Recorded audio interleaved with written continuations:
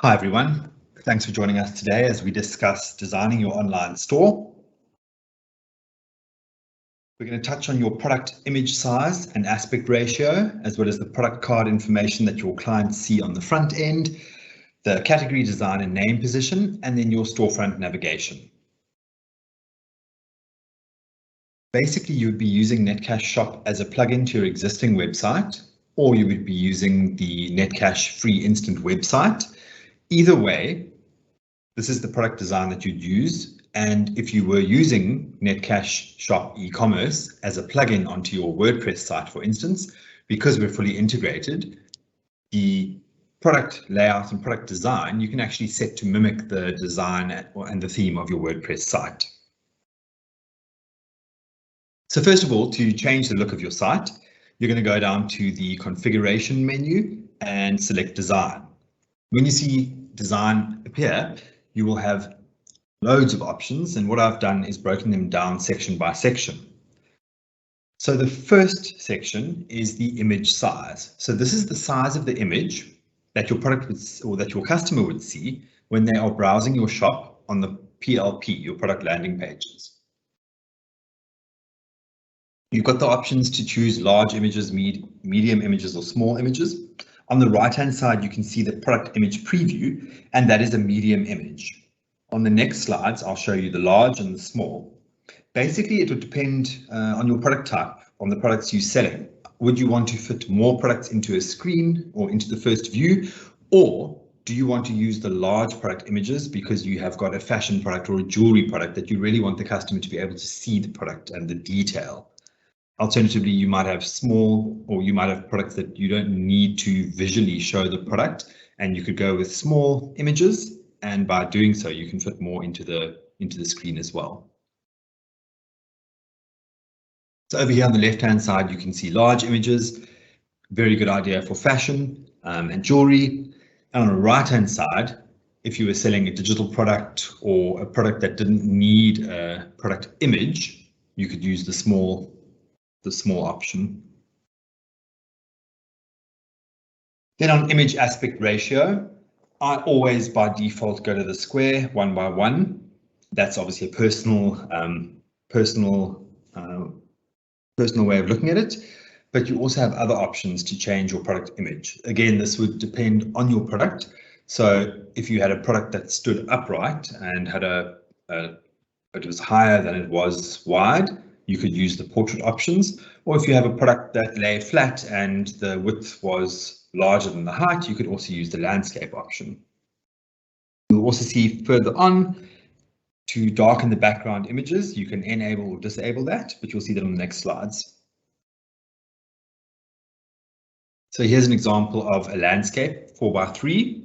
You can see the picture with the grey background is no longer square. And here's your landscape 3x2, even further. And here's portrait. So if you've got a standing speaker or a face cream that stands upright, you could use the portrait blocks. Obviously, any setting you set up here would be standard across the entire store or default across the entire store. So you'd want to make sure that your option is fitting for all of your products. And again, that's why I usually do the square 1 by 1. And there's your portrait 2x3.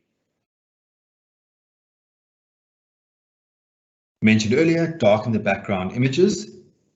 In the previous slide, this slide, you'll see that there's a grey border around the product, so there's a grey background.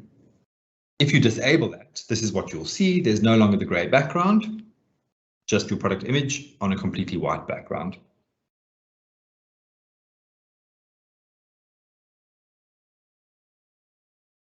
Here's an example of what you would see on the front end. So I've chosen the medium size image. You can see I've got 4 products in a row, and obviously as many rows as I have products. And I've chosen my image aspect ratio as 1 by 1. Then the product card details. So again, when your customers are browsing your categories, this is before you select any particular product. This is in your listing pages. You can choose to center the content. So if you look under the product image, you would see the content is centered with price below name.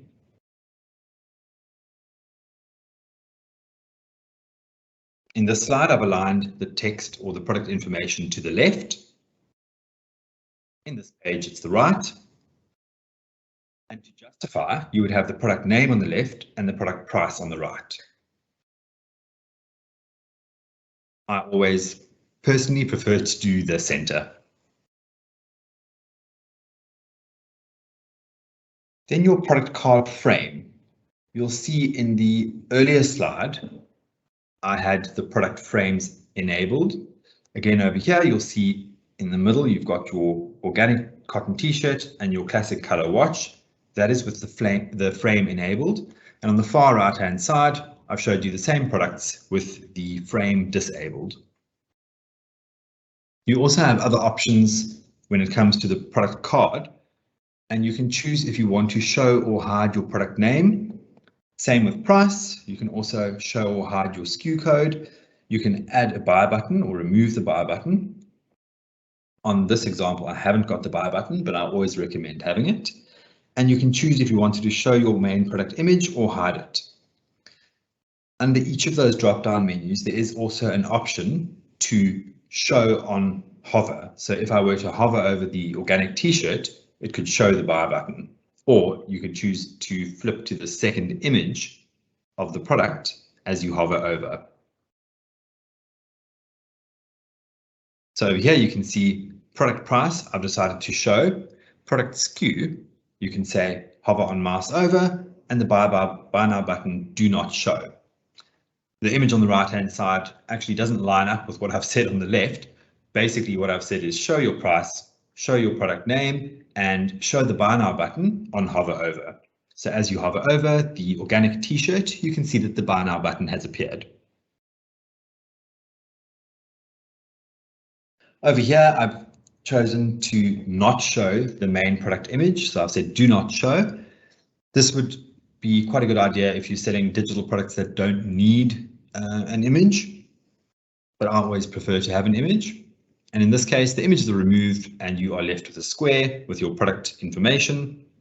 Again, you could still use show on mouse over for the buy button, or you could add the buy button to these blocks that don't have the images.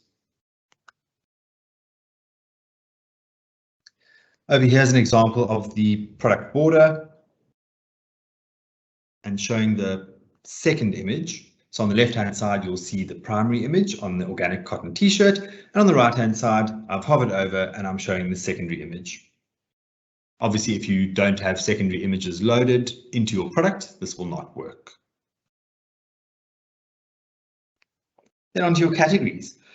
So your category name position. This is when your customer would land on your homepage or on a category page where you can see your categories. So it'll be your shoes, boots, sneakers.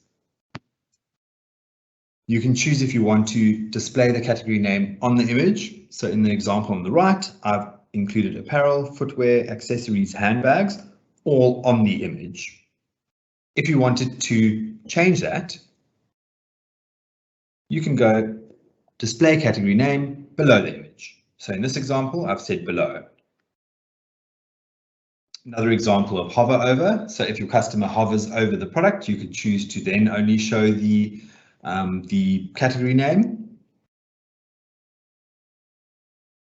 Again, over here, you can hide your category images if you wanted to. Hide the category names altogether. And in the example on the right, you can see it's pretty self-explanatory what the categories are.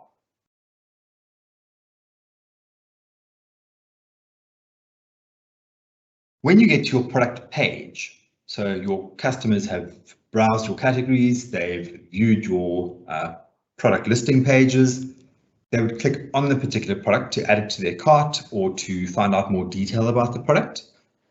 You can decide how you want your product page layout to look, and you can also customize it to suit your business. For instance, product information might be more important to an electronic product, whereas a fashion product, you might not want to have a long description about the product because you can visually see what the product is, and if the customer wanted to find out what the fabric was, they could scroll down and have a look under the images. So you'll see on the right hand side we've got two columns with the product description on the right.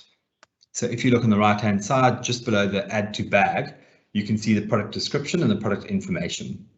Your images on the left. The next option would be two columns with the product description below the image. Again, personally, I prefer to have the product descriptions and the product detail below the images and the add to bag. So obviously you want your customer to see the product and add it to bag as fast as possible. And if the customer needs to know more information, if it's a product they haven't bought before or not familiar with, they can go and read a bit further down. So here's an example of the two columns with the product description below the image. So in my first view, I'm not distracted by product information. I can see what the product is, what the price is, what my options are, and I can add it to bag. I can also see that product details are below. So if I need to find out more information, I can scroll down. Here's your two columns of the product description on the left. It's basically the reverse of the first option I showed. And here's an example of three columns where you'd have your images on the left-hand side, your product information in the middle, and your call to action and pricing on the right-hand side. Onto your image gallery thumbnails. When you load your product, you would generally be loading more than one image, especially if it's a product that you need to see it at different angles and close-up versions, or a product out of the packaging and in the packaging. So you would have thumbnails. So you choose your primary image, which would be the large image, and your thumbnails would be the secondary and so on images. You can choose if you want to have the thumbnails horizontal. So as your customer views the product, they can click on the images below to see the next image. Alternatively, you can have vertical thumbnails.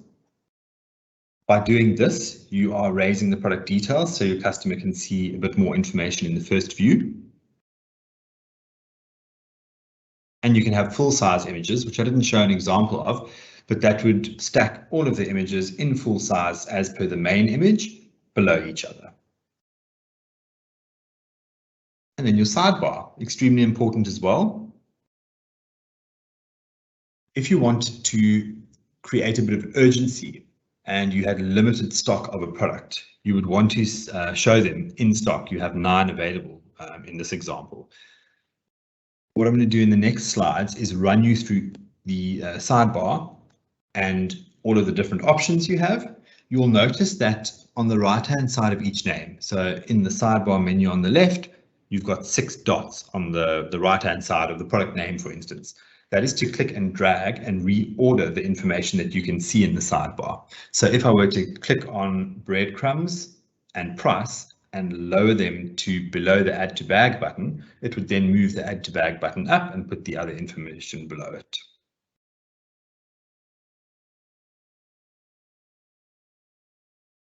Here's a diagram of everything. You can see that I've put my sidebar information in the order that I wanted to appear on the website, and I've showed you with arrows how it appears.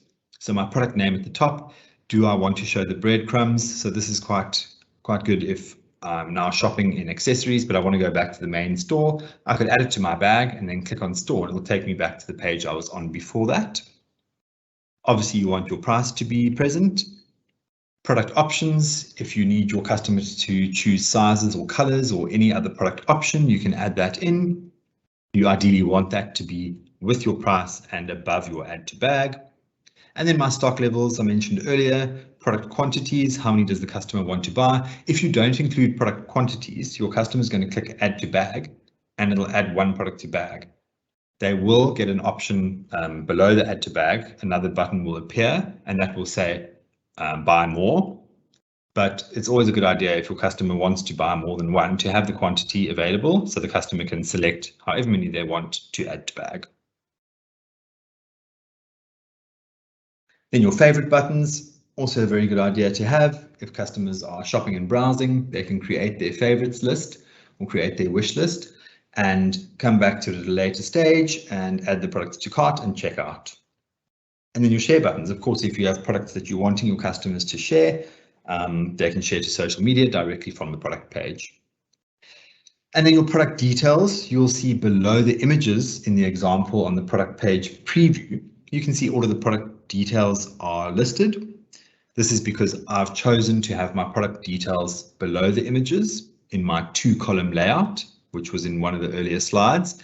And I've chosen now to show my attributes, my weight, and my brand, and they all reflect under the product details page.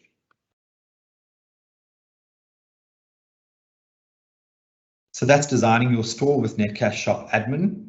And we have a nice variety of previous webinars on the webinar page on Netcash Shop. Please go and have a look. Guides to help you get going, marketing tips and tricks, and of course, detailed checklists on how to get through the back end and how to do specific things within the Netcash Shop Admin panel. Thanks for joining us. Please follow on Instagram, visit the webinar page for the upcoming webinars.